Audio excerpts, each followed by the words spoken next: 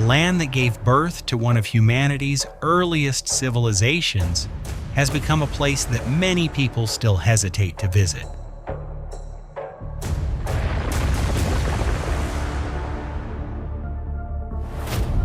And Pakistan is that land.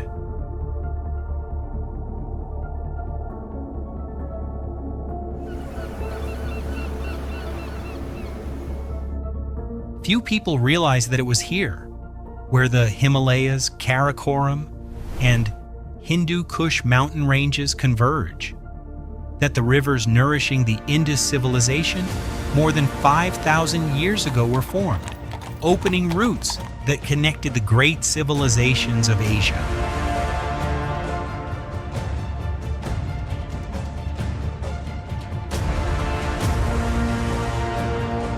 Yet when Pakistan is mentioned, many people think of conflict more than travel.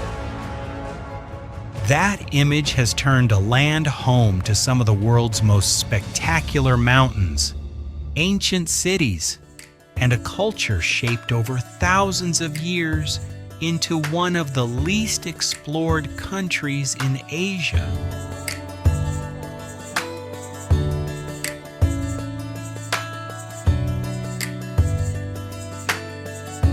That story does not begin with cities or empires, but with the mountain ranges that have shaped this land for millions of years.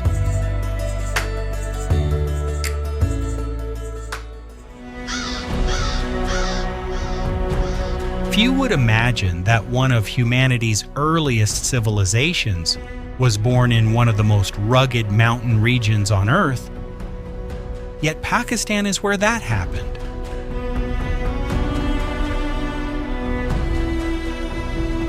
Around 50 million years ago, the collision between the Indian and Eurasian tectonic plates lifted layers of rock from the ancient ocean floor, giving rise to three immense mountain systems: the Himalayas, the Karakoram, and the Hindu Kush. Today, the point where these ranges converge forms one of the highest and most difficult mountain regions on the planet.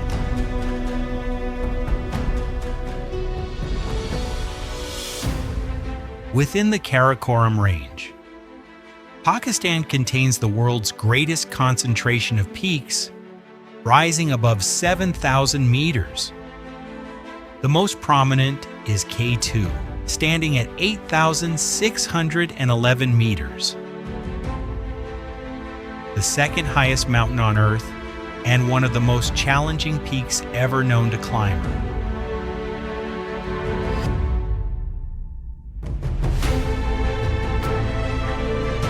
Surrounding K2 are massive glaciers such as Baltoro Glacier, where billions of tons of ice have accumulated over thousands of years before becoming a vital source of water for the entire Indus River basin.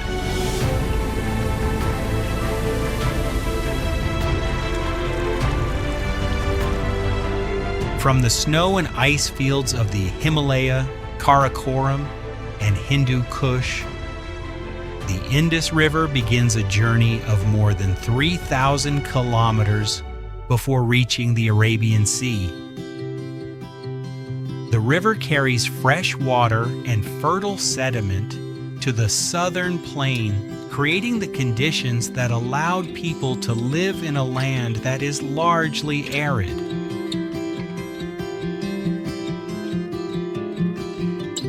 For thousands of years, that river has continued to play the same role.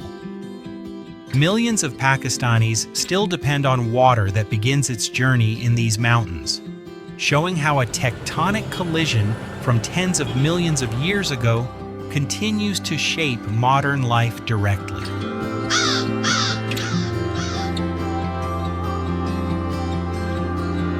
And it was along this river that the first communities began to emerge, paving the way for one of the earliest civilizations in human history.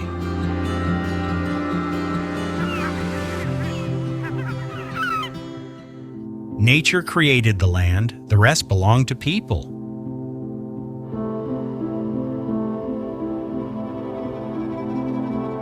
Along the Indus River, some of the earliest communities began to appear at a very early stage. Generation after generation, people learned how to farm, raise livestock, and establish permanent settlements on the fertile plains shaped by the river. From small villages, one of humanity's earliest civilizations gradually emerged.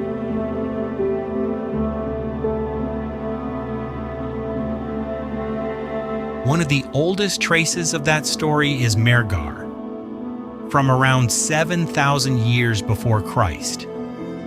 Its inhabitants were already growing wheat and barley, domesticating animals, and building stable settlements.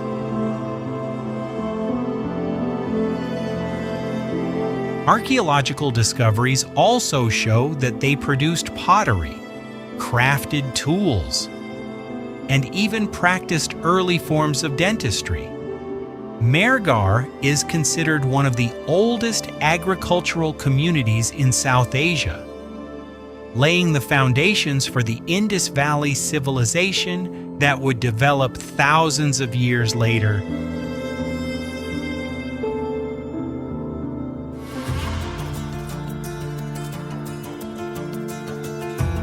More than 4,000 years ago, this city already featured a grid-like street layout, underground drainage systems, and public structures built according to a coordinated plan.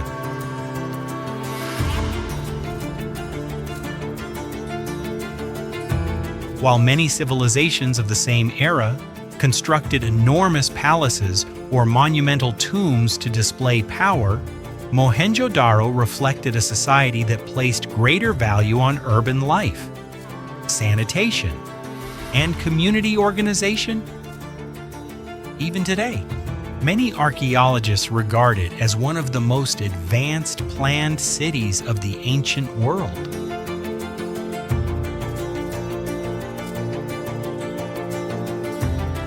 Stone seals, pottery, and other artifacts discovered at Mohenjo-daro also show that goods from the Indus Valley were traded with Mesopotamia and the Persian Gulf from a very early period. What is now Pakistan had already become part of the trade networks of the ancient world.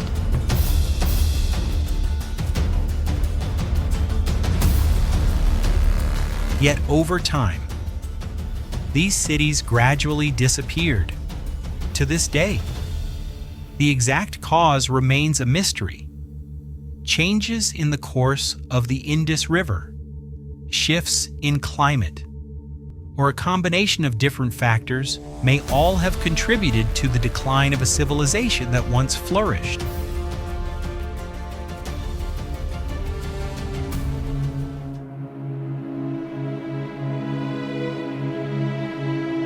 Amid the vast sands of the Kholistan Desert, the 40 massive bastions of Darawar Fort still stand as a landmark marking the ancient caravan routes.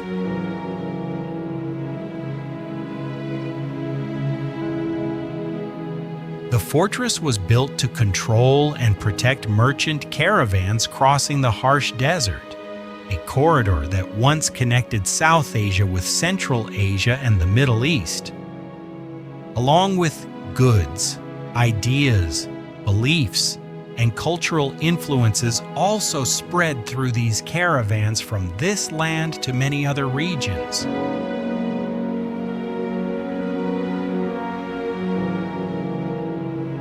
Over the centuries, these trade routes grew even busier.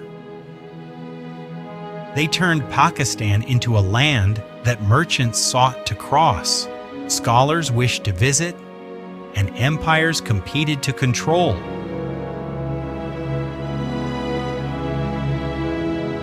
Yet among all of these routes, one gateway held a more significant role than any other: to enter the Indian subcontinent from the northwest. Almost every merchant caravan, missionary, and army had to pass through that gateway.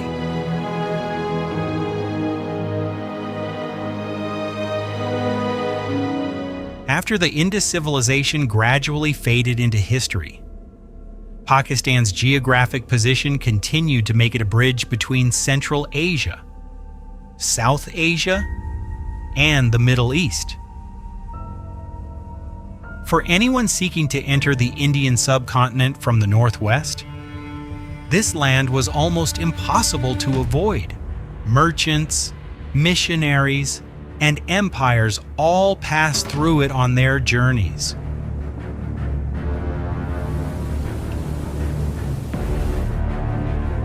No place reflects that role more clearly than Khyber Pass.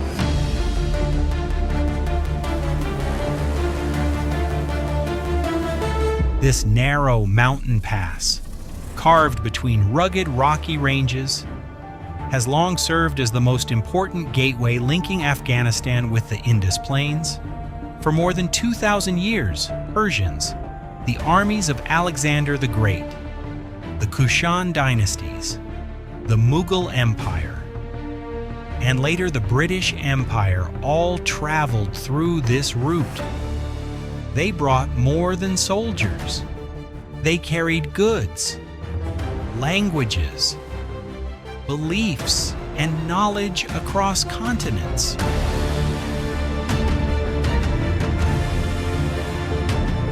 As people continued to move through the region, Taxila grew into one of the greatest centers of learning and trade in the ancient world. Merchants from distant lands gathered here, while Buddhism flourished and later spread from this region into Central Asia and East Asia. Greek, Persian, and Indian architectural influences existed side by side within the same city, clearly reflecting Pakistan's role as a meeting point of civilizations.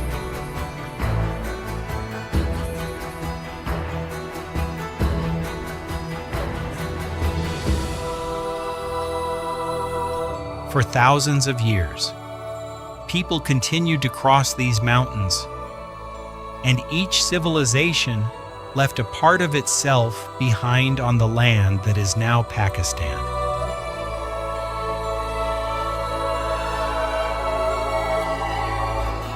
Those layers of history, built one upon another across centuries, helped create the unique identity of this country, even as it entered the age of powerful empires.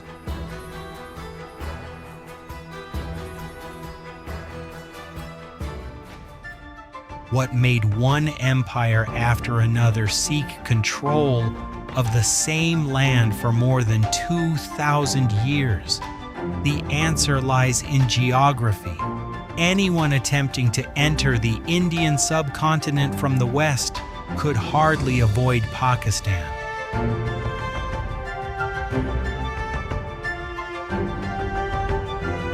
To control the major trade routes, to gain access to the fertile Indus Plains, or to expand influence into South Asia.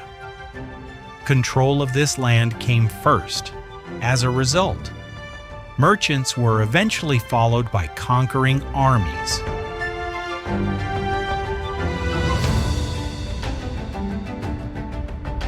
The clearest evidence of that era can still be seen at Lahore Fort.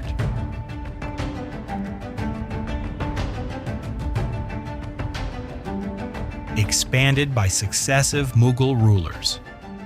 The complex includes palaces, audience halls, gardens, and defensive structures spread across dozens of hectares. Its red sandstone walls, marble chambers, and intricate stone inlay work reflect the wealth and authority of an empire that once ruled nearly 1/4 of the world's population.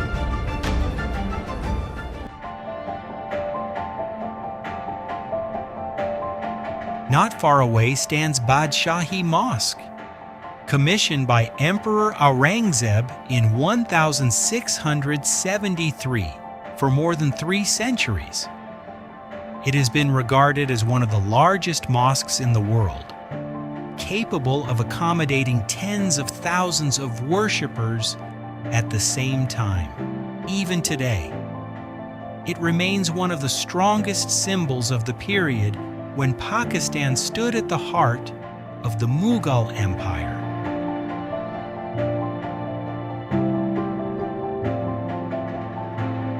But empires did not build monuments only to display power. They also built them to preserve power.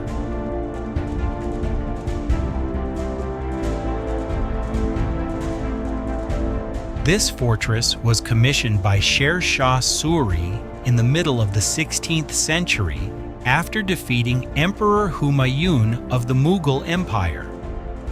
Its purpose was not to serve as a royal residence, but to control the strategic route connecting Afghanistan with the Punjab region and to prevent the Mughals from returning.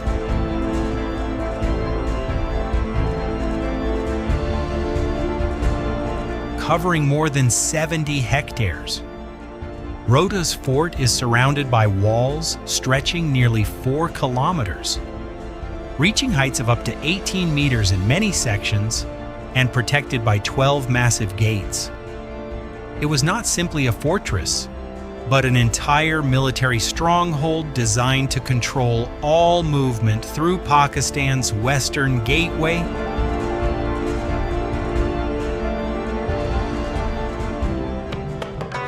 The empires eventually passed into history, yet their legacy remains visible in the cities, traditions, and everyday life of Pakistanis today.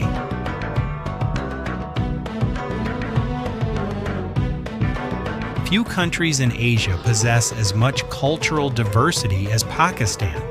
More than 70 languages are still spoken, alongside dozens of ethnic communities living from the plains of the Indus River to the isolated valleys of the Karakoram and Hindu Kush. It is this diversity that has created a Pakistan very different from what many people imagine.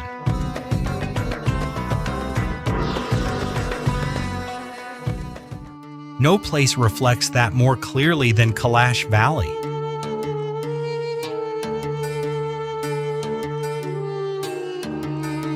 Amid the Hindu Kush Mountains, the Kailash community numbers only a few thousand people, yet they continue to preserve beliefs, language, and traditions that have existed for many centuries.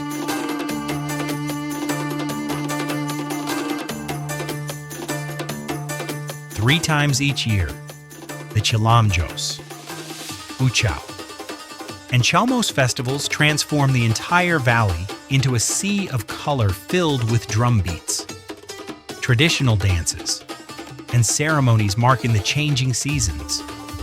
This is one of the very few indigenous communities in South Asia that has preserved its cultural identity almost intact.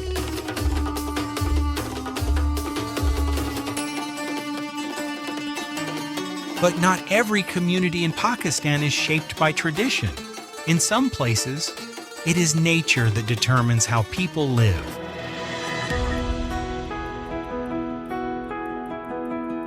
Surrounded by the highest peaks of the Karakoram range, life here has long been connected to snow, ice, and glaciers.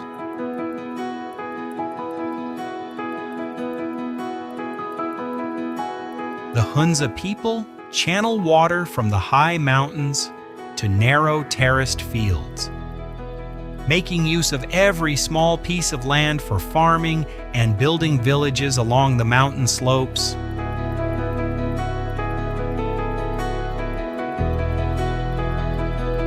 Life in such a harsh landscape has shaped a community known for its strong sense of unity and hospitality. For many visitors, the most memorable thing after leaving Hunza is not only the scenery, but also the way local people are always ready to invite a stranger into their home for tea as if welcoming a friend.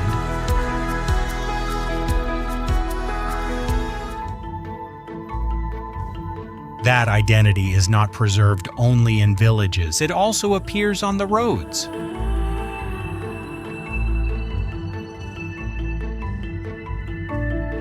Across Pakistan, tens of thousands of trucks are covered with colorful paintings, poetry, patterns, and religious symbols.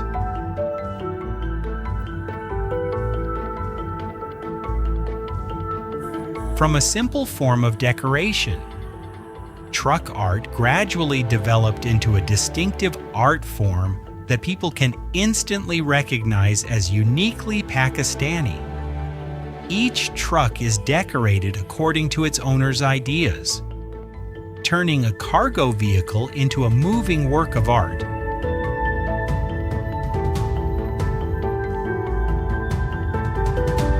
Diversity has shaped the identity of Pakistan, but it is faith that serves as the thread connecting all those differences into one land.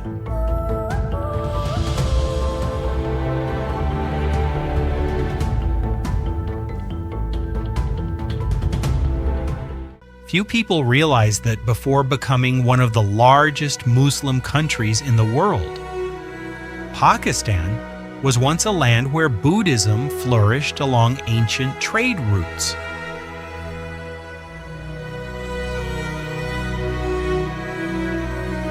In Taxila, merchants, scholars, and monks from many different regions once gathered, turning it into an important center of learning and religion in the ancient world.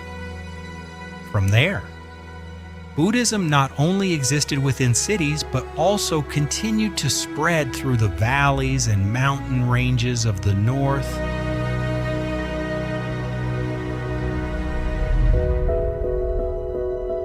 That legacy can still be seen at Takhti Bahi.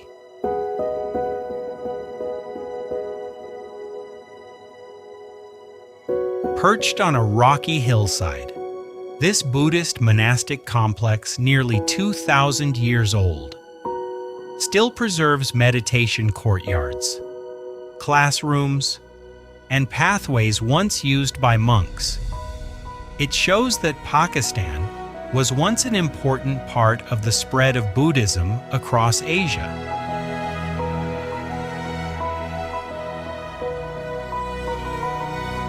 But those same roots eventually brought another faith.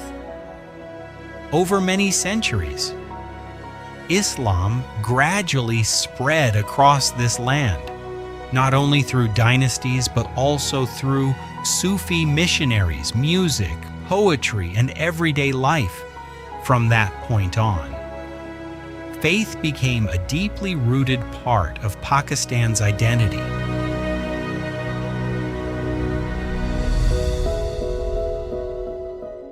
Today, that image is clearly reflected in Faisal Mosque in Islamabad. Unlike the appearance of a traditional mosque, this structure stands at the foot of the Margala Hills as a symbol of a modern Pakistan that remains closely connected to its faith.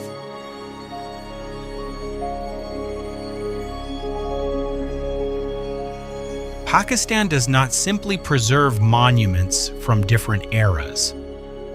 This land also preserves the journey of civilizations and faiths that passed through it over thousands of years, creating an identity shaped by many layers of history.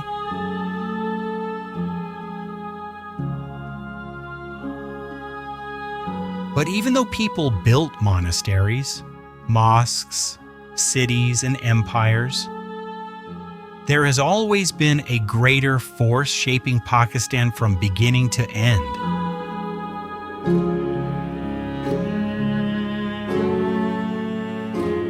If you look at a map, Pakistan may seem as though it was completed long ago. In reality, this land is still changing.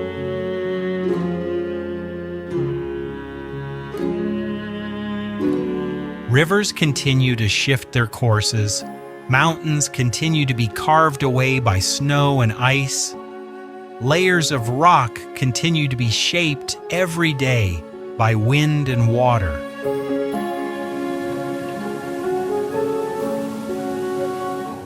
No one comes to Skardu simply to see a town.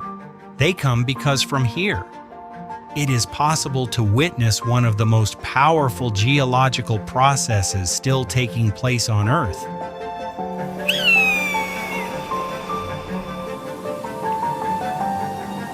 For anyone wanting to enter the heart of the Karakoram, nearly every journey begins in Skardu, beyond the town. Roads gradually give way to rocky valleys, glaciers, and some of the highest mountains on the planet. It serves as the gateway to K2, Baltoro Glacier, and one of the harshest mountain regions in the world.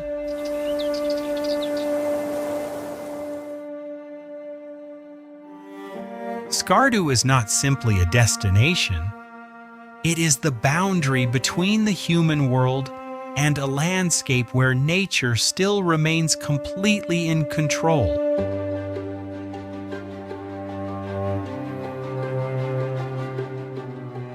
To reach Fairy Meadows, visitors must travel along one of the most dangerous mountain roads in the world and then continue on foot for several hours through pine forests and steep mountain slopes. Only then does Nanga Parbat gradually come into view.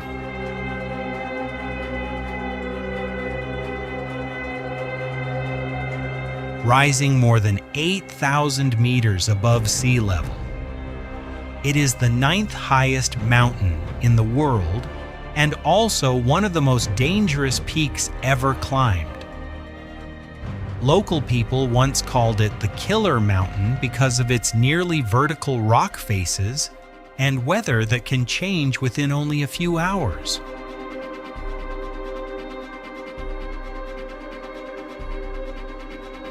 Here, beauty does not come easily. It is a reward for those patient enough to enter the wilderness.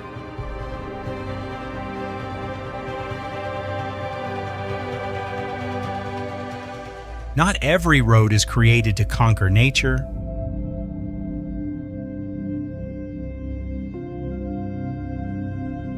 In Pasu, the Karakoram Highway must follow mountain cliffs and rivers as it continues through the Karakoram Range. Above rise the jagged peaks of the Pasu Towers reaching straight into the sky, while below, small villages survive on the few pieces of land available between the mountains.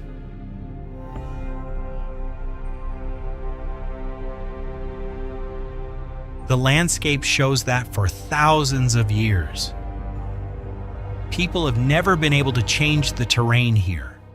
Instead, they have been the ones forced to adapt in order to live alongside it.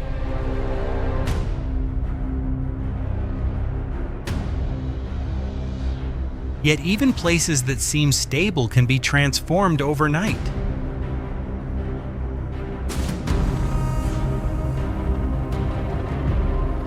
In the winter of 2010, a massive landslide suddenly collapsed into the Hunza Valley, blocking the river within only a few hours. The water rose rapidly, submerging several villages, cutting off the Karakoram Highway, and forcing thousands of people to leave their homes.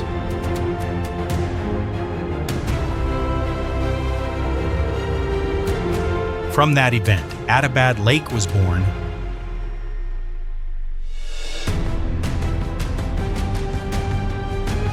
Today, the lake's turquoise waters stretch between the cliffs of the Karakoram and have become one of the most famous landscapes in Pakistan.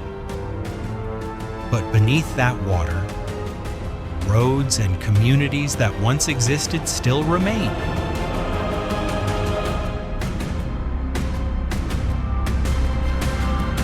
Nature has never stopped shaping Pakistan, but in the 21st century, another force has also begun transforming this land at an unprecedented speed.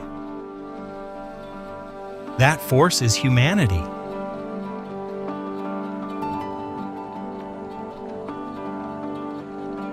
For many years, the name Pakistan appeared in news reports more often than in travel guides. As a result, many people came to know the country mainly through stories of conflict and instability.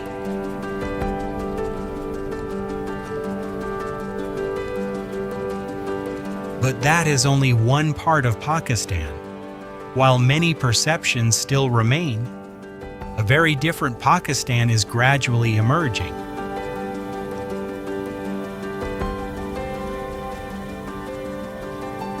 That change can begin with Karachi.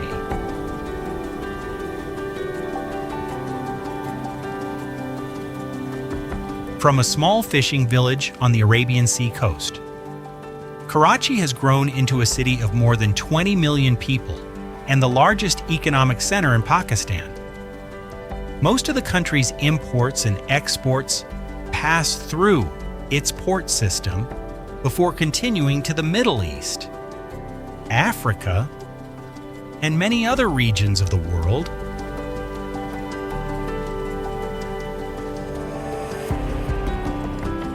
If caravans once crossed Khyber Pass to connect civilizations in the past, today the ships leaving the port of Karachi continue that role along international maritime routes.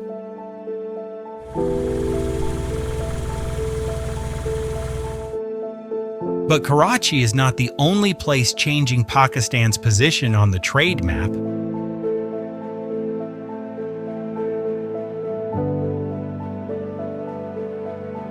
Hundreds of kilometers west of Karachi, Gwadar was once only a small fishing town on the Arabian Sea coast.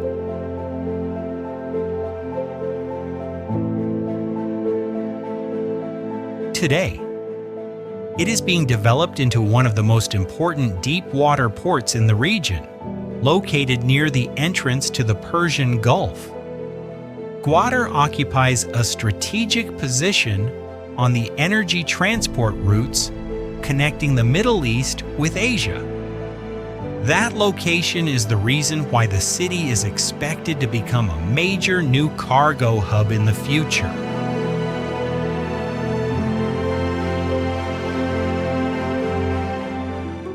But change is not taking place only at the seaports.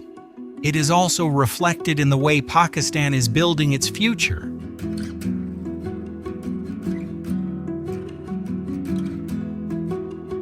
Unlike Lahore or Karachi, Islamabad was planned from the beginning to serve as the capital of a modern nation. Wide boulevards, green spaces, and carefully organized administrative districts create an image very different from what many people still imagine about Pakistan.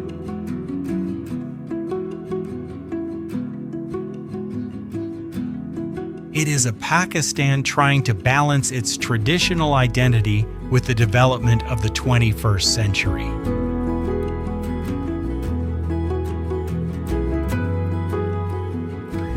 But for a country to truly transform, modern cities alone are not enough. What matters even more is how they are connected to one another and to the rest of Asia.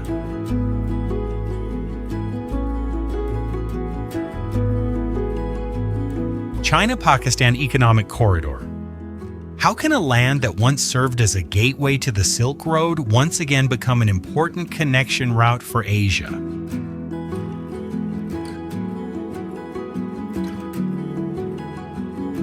The answer is taking shape along the new routes running across Pakistan.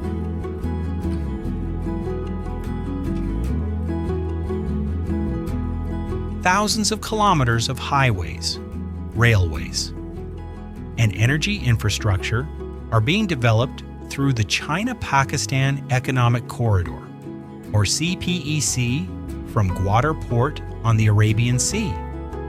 This network extends to the Xinjiang Uyghur Autonomous Region of China, connecting the sea with the interior of the continent.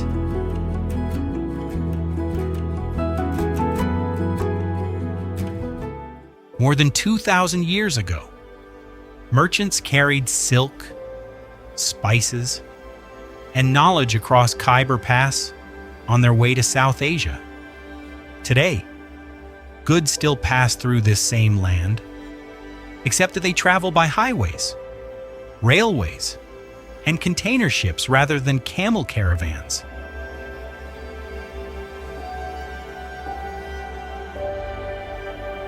After all these cities, roads, and modern development projects, Pakistan still retains something that very few countries on Earth possess.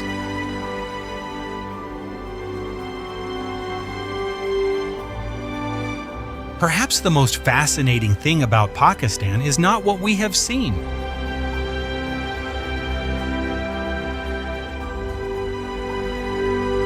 It is what this land has made us look back on. Behind familiar perceptions lies a place where nature continues to shape the landscape, where rivers still sustain life just as they did thousands of years ago, and where the traces of many civilizations still exist on the same land.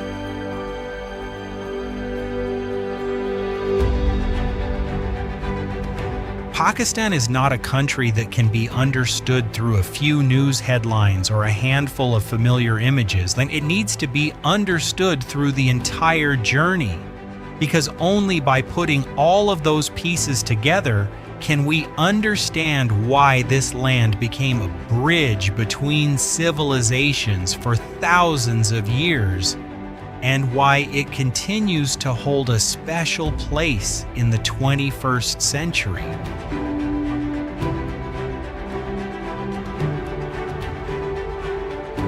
Thank you for joining this journey. See you again in future explorations.